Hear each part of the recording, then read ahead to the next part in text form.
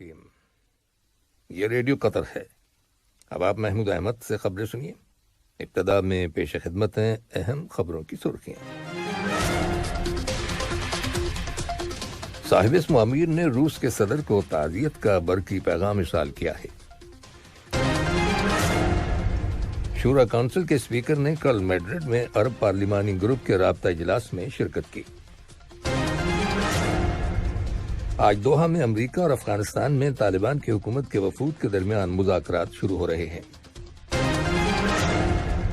اور وزارت صحت نے کہا ہے کہ ملک کے اندر کرونا وائرس کے مزید 119 مریض صحت یاب ہو گئے ہیں، جس کے بعد اس مرض سے شفا پانے والے افراد کی مجموعی تعداد اب 2,40,278 ہو گئی ہے۔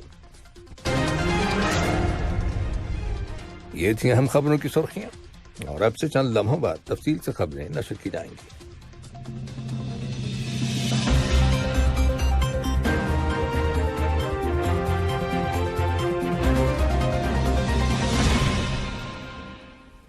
لیجیے اب آپ تفصیل سے خبریں سنیے۔ صاحب اسم امیر شیخ تمیم بن حمد آل ثانی نے روس کے صدر ولادیمیر پوٹن کو ایک تعزیتی پیغام ارسال کیا ہے، جس میں سائبیریا میں کوئلے کی ایک کان کے اندر لگی آگ کے نتیجے میں ہونے والی ہلاکتوں پر افسوس کا اظہار کیا گیا ہے اور زخمیوں کی جلد صحت یابی کے لیے نیک تمناؤں کا اظہار کیا گیا ہے۔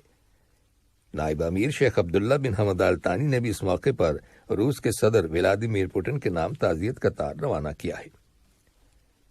اسی طرح وزیر اعظم اور وزیر داخلہ شیخ خالد بن خلیفہ بن عبدالعزیز آل ثانی نے روس کے وزیر اعظم میخائیل مشوستین کو سائبیریا میں کان کے اندر لگی آگ میں ہونے والی ہلاکتوں پر تعزیت کا برقی پیغام ارسال کیا ہے اور زخمیوں کی جلد صحت یابی کی تمنا کا اظہار کیا ہے۔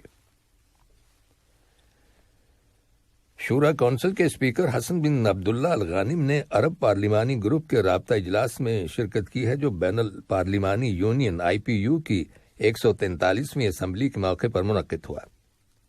یہ اجلاس جو کل اسپین کے دارالحکومت میڈرڈ میں شروع ہوا کئی روز تک جاری رہے گا۔ اجلاس کی افتتاحی تقریب میں اسپین کے بادشاہ فلپ ششم نے بھی شرکت کی۔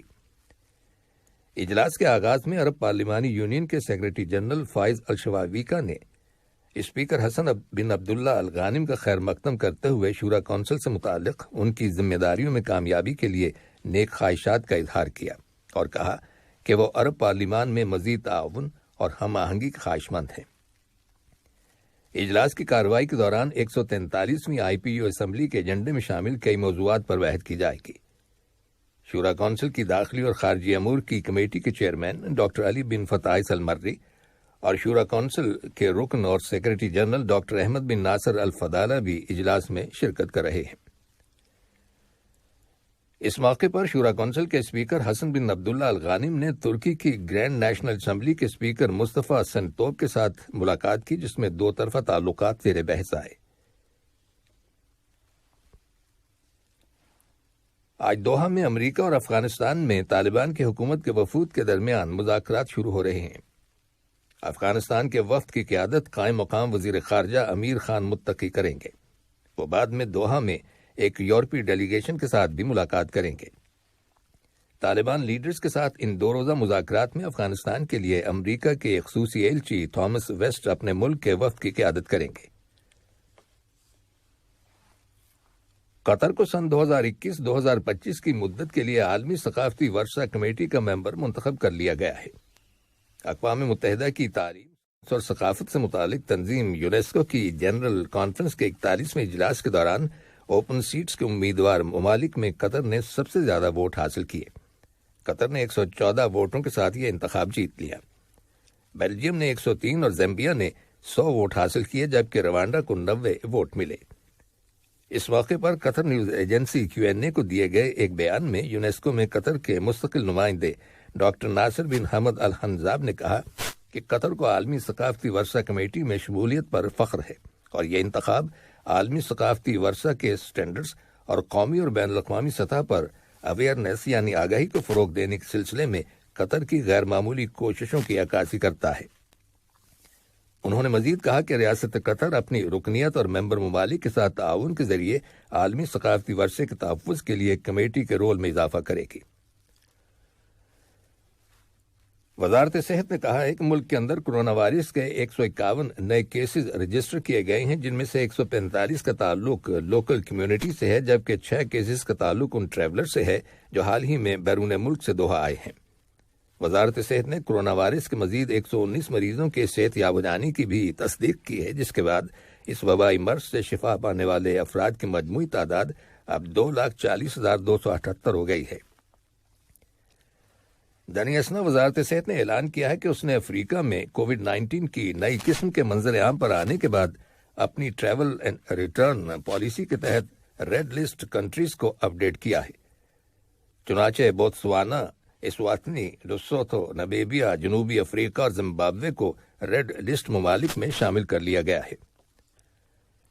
ادھر برطانیہ کی حکومت نے کہا ہے کہ اس نے 6 افریقی ممالک سے آنے والے ٹریولرز کے برطانیہ میں داخلے پر پابندی لگا دی ہے۔ یہ پابندی ان ممالک میں کووڈ 19 کی نئی قسم کے ڈسکور ہونے کی وجہ سے لگائی گئی ہے۔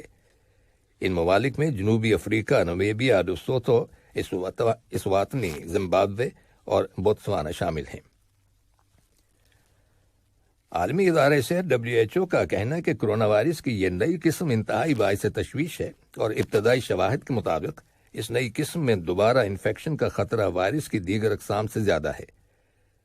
متعدد ممالک نے، جن میں برطانیہ کے علاوہ کینیڈا اور امریکہ شامل ہیں، جنوبی افریقہ اور اس کے ارد گرد خطے کے ممالک پر سفری پابندیاں عائد کر دی ہیں۔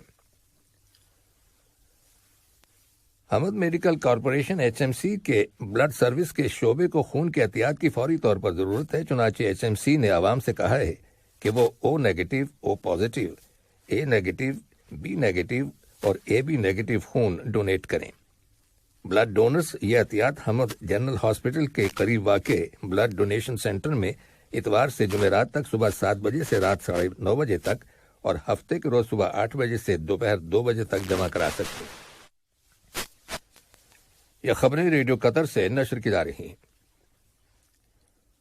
اسلام آباد سے آمدہ رپورٹس کے مطابق پاکستان اور روس کی حکومتوں کے درمیان Pakistan stream gas pipeline کی تعمیر کے لیے آئندہ سال فروری تک ایک معاہدے پر دستخط کرنے پر اتفاق ہو گیا ہے۔ پاکستان کے ذرائع ابلاغ کی رپورٹس کے مطابق گیس پائپ لائن کی تعمیر کا اعلان روس کے شہر کاتن برگ میں دونوں ملکوں کے 7ویں بین الحکومتی وزارتی کمیشن کے 2 روزہ اجلاس کے اختتام کے موقع پر کیا گیا ہے۔ اعلان کے مطابق دونوں ملکوں کے درمیان تجارت اور سائنس کے شعبوں سمیت کئی شعبوں میں تعاون کے معاہدوں پر بھی دستخط کیے گئے ہیں، جبکہ روس نے پاکستان کو مسافر بردار طیارے فروخت کرنے میں بھی دلچسپی ظاہر کی ہے۔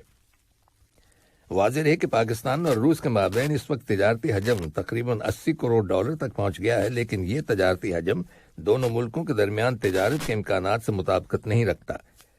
یاد رہے کہ دونوں ملکوں نے سن 2015 میں 1100 کلومیٹر طویل گیس پائپ لائن تعمیر کرنے پر اتفاق کیا تھا، لیکن یہ منصوبہ التوا کا شکار ہوتا رہا۔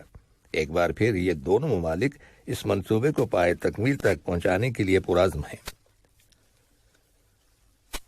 کل روس، چین اور بھارت کے وزرائے خارجہ کا اجلاس ہوا، جس میں افغانستان کے انسانی بحران کی بگڑتی ہوئی صورتحال اور منشیات کی بڑھتی ہوئی اسمگلنگ پر تشویش کا اظہار کیا گیا۔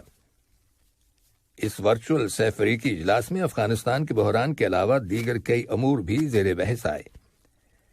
اجلاس کے اختتام پر ایک مشترکہ اعلامیہ میں افغانستان کے انسانی بحران کی بگڑتی ہوئی صورتحال پر تشویش کا اظہار کرتے ہوئے وزراء نے افغانستان کو فوری اور کسی رکاوٹ کے بغیر انسانی امداد کی فراہمی کا مطالبہ کیا ہے۔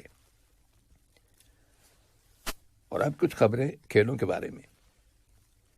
قطر فٹ بال ایسوسی ایشن QFA کے سیکرٹری جنرل منصور الانصاری سے ارجنٹائن فٹ بال ایسوسی ایشن کے ایک وفد نے ملاقات کی ہے، جس کے دوران دونوں فریقوں کے مابین تعاون کو فروغ دینے کے طریقوں پر تبادلہ خیال کیا گیا۔ علاوہ ازیں مشترکہ دلچسپی کے دیگر امور بھی زیر بحث آئے۔ البیت اسٹیڈیم کے مینیجر نے کہا ہے کہ انہیں اس بات پر فخر ہے کہ اسٹیڈیم میں پہلی مرتبہ فیفا عرب کپ میچ آئندہ منگل کے روز کھیلا جائے گا۔ یہ میچ قطر اور بحرین کی ٹیموں کے درمیان ہوگا۔ آج الواقرہ اسٹیڈیم میں 2021-2022 سیزن اوریدو کپ کے گروپ بی کے 7ویں راؤنڈ میں الواقرہ کلب کا مقابلہ شمال سپورٹس کلب کے ساتھ ہوگا، جبکہ 7ویں راؤنڈ گروپ بی میں الاہلی اور الریان کلبوں کے درمیان میچ الخور اسٹیڈیم میں کھیلا جائے گا۔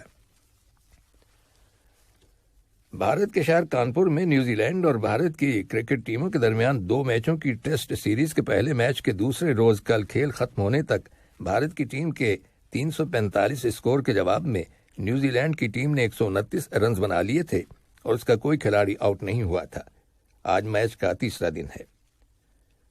اور ادھر کل بنگلہ دیش کے شہر چٹاگانگ میں پاکستان اور بنگلہ دیش کی کرکٹ ٹیموں کے مابین پہلے ٹیسٹ میچ میں میزبان بنگلہ دیش کی ٹیم نے پاکستان کے خلاف 4 وکٹوں کے نقصان پر 253 اسکور بنا لیا تھا۔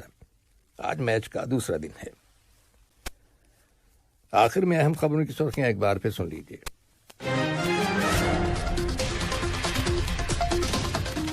صاحب معمیر نے روس کے صدر کو تعزیت کا برقی پیغام ارسال کیا ہے۔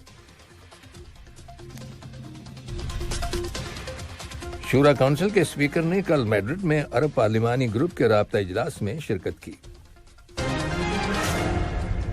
آج دوحہ میں امریکہ اور افغانستان میں طالبان کی حکومت کے وفود کے درمیان مذاکرات شروع ہو رہے ہیں۔ اور وزارت صحت نے کہا ہے کہ ملک کے اندر کرونا وائرس کے مزید 119 مریض صحت یاب ہو گئے ہیں، جس کے بعد اس مرض سے شفا پانے والے افراد کی مجموعی تعداد اب 2,40,278 ہو گئی ہے۔ ریڈیو قطر سے خبروں کا آج کا پہلا بلیٹن ختم ہوا۔ السلام علیکم دوستو، میں ہوں شیخ نور۔ آپ دیکھ رہے تھے قطر نیوز ٹوڈے۔ مجھے امید ہے کہ یہ ویڈیو آپ کو انفارمیٹک لگی ہوگی۔ اسی طرح کے ویڈیو پاتے رہنے کے لیے نور ٹائم 24/7 یوٹیوب چینل کو سبسکرائب کیجیے اور اس ویڈیو کو لائک، کمنٹ اور شیئر ضرور کیجیے۔ اگر آپ فیس بک پر دیکھ رہے ہیں تو شیخ نور پیج کو لائک کیجیے اور فالو کیجیے تاکہ میں جیسے ویڈیو اپلوڈ کروں آپ تک پہنچ جائے۔ شکریہ۔